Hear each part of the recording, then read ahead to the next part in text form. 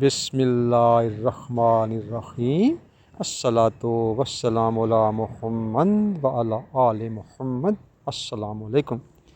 اللہ عز و جل کی خاص کرم نوازی کہ آج ہمیں پھر دین کی بات کرنے کا موقع مل رہا ہے، فرصت بھی ہے، اسباب بھی ہیں۔ تو کل ہم نے جو بات کی تھی پچھلے 2 دنوں سے کہ ہمیں حکم ہے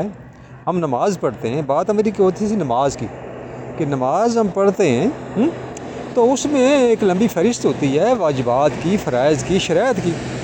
تو علماء کرام کو تو یہ یاد رہتی ہے، لیکن ہمارے جیسے جو عام بندے ہوتے ہیں نا، جن کو روزی کی فکر ہوتی ہے کہ کیا کریں گے، شام کو گھر سامان بھی لے جانا ہے، تو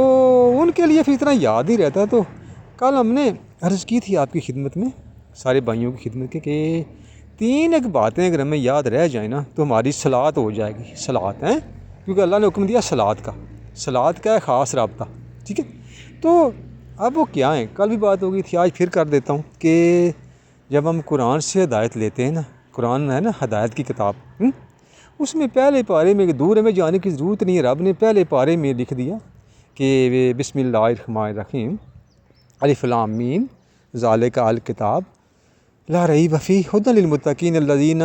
یؤمنون بالغیب ویقیمون الصلاۃ ومما رزقناہم ینفقون۔ بس ٹھیک ہے کہ ایک تو ہم نے رب پہ ایمان رکھنا ہے، تو دوسرا ہم نے کیا کرنا ہے کہ صلاۃ قائم کرنی ہے۔ یہاں اقرا کا لفظ نہیں، اقرا صلاۃ نہیں لکھا ہوا، رب نے کہا کہ آپ نے کیا کرنا ہے، قائم کرنی ہے۔ کل بات ہو گئی تھی قائم کا مطلب کیا ہے، ٹھیک ہے جی۔ تو اب بات یہی ہے کہ یہ اگر ہمیں پتہ چل جائے کہ شرک ہم نے نہیں کرنا، بس پہلی تو بات یہ ہے کہ دیکھیں نا، نبی پاک صلی اللہ علیہ وسلم نے جب مکہ میں تبلیغ کی نا تو لوگ رب کو تو مان رہے تھے، اللہ کو تو مان رہے تھے۔ قرآن میں اللہ تعالیٰ نے کہہ دیا کہ بھائی اے حبیب، اگر آپ ان مشرکین سے پوچھو کہ یہ زمین آسمان یہ کس نے بنایا، تو بالکل یہ کہہ دیں کہ اللہ نے، جی۔ لیکن یہ ساتھ بتوں کو بھی کچھ اختیارات دے رہے ہیں کہ یہ بت بھی کچھ کر سکتے ہیں، تو یہ نبی پاک نے منع کیا کہ اے میرے رشتہ داروں، میرے دوستوں، میرے گوانڈیوں، پڑوسیوں، یہ نہ کرو ذرا۔ تو انہوں نے مخالفت کری جی۔ تو وہ بات یہ ہے کہ ہمیں بھی اس سے بچنا ہے، ہم نے بھی اس چیز سے بچنا ہے کیا کہ ہم بھی اللہ تعالیٰ کو تو مان رہے ہیں، لیکن کہ یہ تو نہیں ہے کہ اللہ تعالیٰ کے ساتھ ہم کچھ اور بھی بنا اسباب بھی ہم دنیاوی جو آبادی ہے ان سے کوئی امیدیں رکھتے ہیں، تو وہ ہم نہیں رکھنی۔ کل بات ہو گئی تھی، باقی رہ گئی کہ یقیمون الصلاۃ۔ تو صلاۃ کا کلیئر ہو گیا تھا کل کہ علماء کرام نے لے لکھا کہ بھئی صلاۃ ہماری تب ہوگی کہ تمہارا جب جسم پاک ہوگا۔ تو یہ تو کلیئر بات ہے نا جی کہ جی اگر حرام کی روزی سے ہم نے جسم پالا ہے تو وہ جسم غسل کرنے سے صاف پاک نہیں ہوگا، تو پھر زیادہ صلاۃ بھی نہیں ہوگی۔ کپڑے جو ہیں وہ کل بات ہوئی تھی، اگر ہم نے ایسے رزق سے، ایسے پیسے سے کپڑے لیے جو رشوت ہے، سود ہے، ناجائز منافع ہو رہی ہے، لوگوں کے حق مار کے کیا ہے، پلاٹوں پہ قبضہ کر کے کیا ہے، زمینوں پہ قبضہ کر کے، کسی کا حق مار کے ہم نے اگر کپڑے لگائے ہیں تو وہ دھونے سے نہیں کہ پاک نہیں ہوگی، تو پاک نہیں ہوگی تو نماز نہیں ہوگی۔ کل بات ہوگی تو جس جگہ ہم نماز پڑھ رہے ہیں، اپنے مکان میں پڑھ رہے ہیں، وہ پلاٹ اپنا نہیں ہے، زمین کسی کی ہے یا جو بھی ہے، یا کہ اپنے دوست دانسی سے حاصل کر لی ہے یا کوئی مسئلہ کیا آپ نے، تو اس سے کیا ہوگا کہ پھر وہ آپ کی نہیں ہوگی، صلاۃ نہیں ہوگی قائم، ٹھیک ہو گیا جی۔ آگے جناب بات ہے کہ جب ہماری صلاۃ قائم ہو جائے گی، جب ہم رزق حلال کھائیں گے، شرک بھی نہیں کریں گے، شرک بھی جب نہیں کریں گے، رب کو ہی حاکم اعلیٰ مانیں گے، لا الہ الا اللہ پڑھیں گے نا، تو پھر رب کو ہی مانیں گے، ٹھیک ہو گیا۔ اس کے بعد پھر ہماری جب صلاۃ قائم ہو جائے گی، پھر رزق عام ہو جائے گا۔ پھر کیا لکھا ہوا، مما رزقناہم ینفقون۔ پھر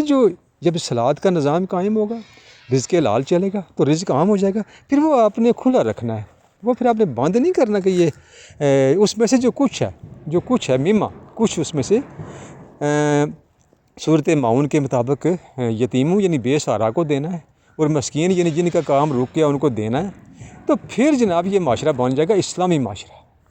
اگر یہ معاشرہ اگر آپ شرک بھی ہم نہ چھوڑیں، یعنی بغیر سبب کے اللہ تعالیٰ کی مخلوق سے بھی امیدیں رکھیں،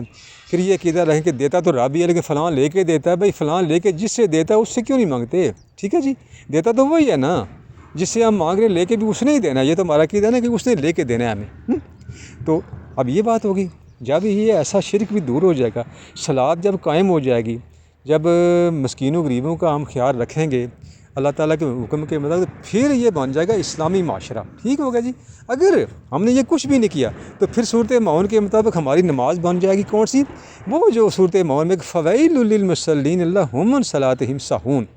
یہ جو نمازی ہے نا، یہ جو باقی کچھ بھی نہیں کرتے ہیں، شرک بھی نہیں چھوڑ رہے، صلات کے بجائے یہ جناب حرام روزی سے جسم بھی ناپاک، کپڑے بھی ناپاک، جس جگہ پڑھ رہے ہیں وہ بھی ناپاک، جس مسجد میں پڑھ رہے ہیں پتہ نہیں وہ کسی فرقے کا بیس کیمپ ہے یا کسی کے پلاٹ پہ قبضہ کیا، یا کوئی مدرسہ ہے جس کی کسی کے پلاٹ پہ یا پارک پہ قبضہ کیا ہوا ہے، تو پھر ہماری نہ صلات قائم ہوگی، پھر ہمارا رزق بھی عام نہیں ہوگا، پھر ہم رزق دیں گے کیا، پھر مانگتے رہیں گے جیسے کہ ہم مانگ ہی رہے ہیں۔ دیکھیں نا 2 ارب مسلمانوں کا کیا حال ہے آج کل، جو ایران عراق کی جنگ ہے، ایران کی اسرائیل کی جنگ جو ہے امریکہ کی، دیکھیں نا اس میں کیا رزلٹ نہیں کر رہا ہے۔ کوئی بھی مسلمان ملک اس وقت ایران کا ساتھ نہیں دے رہا، گو کہ اس کی اپنی غلطیاں ہیں، اس نے مسلک پھیلایا، یہ جو پچھلے سال گزرے نا ہمارے سامنے 40 50 60 سال، تو اس نے اپنا مسلک پھیلانے کی کوشش کی ہے، اس لیے لوگ اس سے ناراض ہیں۔ ہاں اگر وہ دین پھیلاتا نا، دین اسلام، تو آج سارے ایران کے ساتھ ہوتے۔ تو یہ چیزیں وہ یہ کہ اصل میں بس بات آج ہم مکمل کرتے ہیں، اقیم الصلاۃ ہماری نہیں ہو رہی، کیوں کہ جسم، کپڑے اور جگہ یہ ہماری پاک اگر نہیں ہے تو نماز نہیں ہوگی، کیوں کہ یہ دھونے سے، غسل کرنے سے حرام کا مال جو ہے نا وہ صاف کبھی نہیں ہو سکتا۔ تو جب ہمارا جسم پاک نہیں ہے، کپڑے پاک نہیں، تو پھر نماز بھی ہماری نہیں ہوئی نا آج تک، ٹھیک۔ ایک لطیفہ سا یاد کرا دیتا ہوں کہ کل شاید میں نے ذکر بھی کیا تھا کہ ٹک ٹاک پہ تھا کہ ایک بندے نا گوشت بیچتا تھا، تو اس کا دکان پہ گوشت کتے کا پکڑا گیا، اس کو گرفتار کر لیا گیا، وہ آ گیا، جج نے پوچھا ہاں بھائی تم کتے کا گوشت بیچتے ہو، تم میرا انسانوں کو یعنی مسلمانوں کو کتے کا گوشت کھلاتے ہو؟ اس نے کہا نہیں جیسا نہیں، جیسا کتے کا گوشت میرے پاس ہے لیکن وہ میں کتوں کو کھلاتا ہوں۔ کتوں کو کھلاتے ہوئے کیسے؟ کہا جی ایسے کہ جب میں دکان کھولتا ہوں تو بکرے کا گوشت آپ کو پتہ ہے جج صاحب کہ مہنگا ہوتا ہے، تو یہ 2 کلو کی مجھے بچت ہو جاتی ہے نا یار، اگر کوئی 2-3 ہزار روپیہ داڑھی مجھے پڑتی ہے نا یار، زیادہ نہیں پڑتی، تو وہ کیا ہوتا ہے کہ جو سرکاری محکمے کے لوگ ہوتے ہیں نا چیک کرنے والے، وہ بھی آ جاتے ہیں کہ ہاں بھائی چیک کراؤ بھائی، تمہاری صفائی نہیں ہے، تم مہنگا بیچ رہے ہو، تم بڑے اچھے آدمی نہیں ہو، تو تم پہ ہم کرتے ہیں جرمانہ۔ جب میں محنت کرتا ہوں سر جی جرمانہ نہ کرو، میں بڑا غریب آدمی، تو وہ کہتے ہیں پھر 2 کلو گوشت ڈالو اس شاپر میں تو ہمیں دو، پھر وہ ڈالتا ہوں میں گوشت، تو لے جاتے ہیں، پیسہ نہیں تھے۔ اس طرح اور بھی دوست دھاندلی والے ہوتے ہیں، کچھ ویسے شہر کے لوگ بڑے جو جس کو بدماش ٹائپ کہا جاتا ہے، وہ بھی جناب کہتے ہیں کہ ہاں بھائی ڈالو بھائی 2 کلو گوشت میرے شاپر میں ڈالو 2 کلو، وہ گوشت لے کے نکل جاتے ہیں۔ اسی طریقے سے میں نے کتنے دیکھا کہ دکانوں پہ جاتے ہیں سرکاری محکمے والے جو لوگ نا تو وہ ایسے ہی کرتے ہیں کہ جوتی لگائی تو پیسے نہیں دیے، نکلے، کون ان سے پوچھے گا، کل کوئی اور مسئلہ بنے گا، یا کپڑا لیا پیسے نہیں دیے۔ کئی لوگوں کی دکانیں بند ہو گئی، سبزی کی، بیکری کی دکانیں بند ہو گئی کہ وہ بدماش ٹائپ لوگ آتے ہیں، پیسے نہیں دیتے اور وہ سامان لے کے چلے جاتے ہیں، دکانیں بند ہو گئی لوگوں کی۔ تو اس لیے اس نے کہا کہ بھائی صاحب میں کتا لاتا ہوں، کتے کا گوشت بناتا ہوں، الگ رکھتا ہوں، جو کتا آتا ہے میں جانتا ہوں یہ کتا ہے، یہ بندہ نہیں ہے، تو اس کو میں وہ کتے کا گوشت دے دیتا ہوں، تو باقی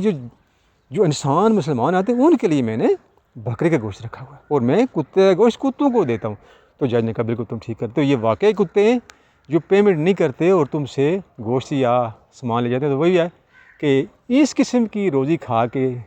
کیا غسل کرنے سے ہمارا جسم صاف ہوگا، کپڑے صاف ہوں گے، ہماری اولاد ٹھیک رہے گی، ہماری صلات قائم ہوگی، ہم مسلمان کہلانے کے قابل ہیں، میدان محشر میں کیا نبی ہمیں منہ لگائیں گے؟ ٹھیک ہے جی، خدا حافظ۔